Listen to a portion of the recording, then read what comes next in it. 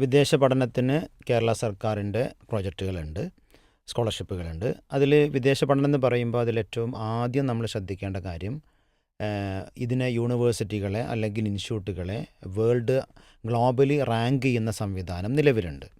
ഏറ്റവും പ്രധാനമായിട്ട് 2 തരം റാങ്കിങ് ആണുള്ളത്. ഒന്ന് QS റാങ്കിങ് ആണ്, മറ്റൊന്ന് ദ ഹിന്ദു റാങ്കിങ് അല്ലേ.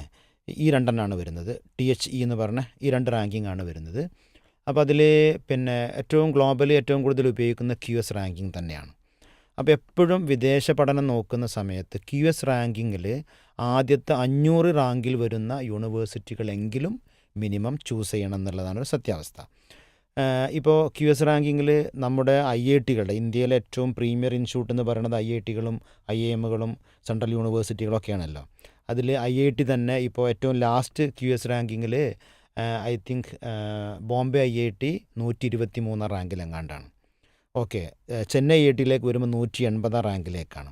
ഡൽഹി യൂണിവേഴ്സിറ്റി ഐ തിങ്ക് 300+ റാങ്കിലേക്കാണ് വരുന്നത്. അതേസമയം ഇതിനേക്കാൾ ആദ്യത്തെ 100 റാങ്കിലും 200 റാങ്കിലൊക്കെ വരുന്ന മറ്റു ഒരുപാട് യൂണിവേഴ്സിറ്റികൾ വിദേശത്തുണ്ട്. പലപ്പോഴും നമ്മളെ നാട്ടിൽ നിന്ന് കുട്ടികൾ പോയി പഠിക്കാറുള്ളത് ഇത്തരം റാങ്കിങ്ങിലൊന്നും വരാത്ത, ഒരു സ്കോളർഷിപ്പുകളും ഫെലോഷിപ്പുകളൊന്നും അവൈലബിൾ അല്ലാത്ത ഏതെങ്കിലും ചെറിയ യൂണിവേഴ്സിറ്റികളായിരിക്കും. അതിലപ്പുറം ഇത്തരത്തിലുള്ള ക്വാളിറ്റിയുള്ള യൂണിവേഴ്സിറ്റികളിലേക്ക് എത്താനാണ് ശ്രമിക്കേണ്ടത്. നിങ്ങൾ പറഞ്ഞ ക്വസ്റ്റ്യനിലേക്ക് ഞാൻ വരികയാണ്. അപ്പോൾ അതിൽ കേരള സർക്കാരിൻ്റെ ഒരു ഓവർസീസ് സ്കോളർഷിപ്പ് ഉണ്ട്. അതാണ് ഇതിൽ ഏറ്റവും പ്രധാനം. SC ST OBC-ക്ക് വേണ്ടിയിട്ടുള്ളതാണ്. ഇതിൽ 20 lakhs മുതൽ 25 lakhs വരെ ഇതിൽ പേയ്മെൻറ്റ് അവൈലബിൾ ആണ്. SC ST-ക്ക് 25 lakhs-ഉം OBC-ക്ക് 20 lakhs-ഉം SC ST-ക്ക് 25 lakhs-ഉമാണ് ലഭിക്കുക. ഈ പഠനത്തിന് ആവശ്യമായ മുഴുവൻ ചെലവുകളും, അതായത് ട്യൂഷൻ ഫീയും മറ്റു ലിവിങ് എക്സ്പെൻസും എല്ലാം ഇതിനകത്ത് ഉൾപ്പെടുന്നുള്ളതാണ്.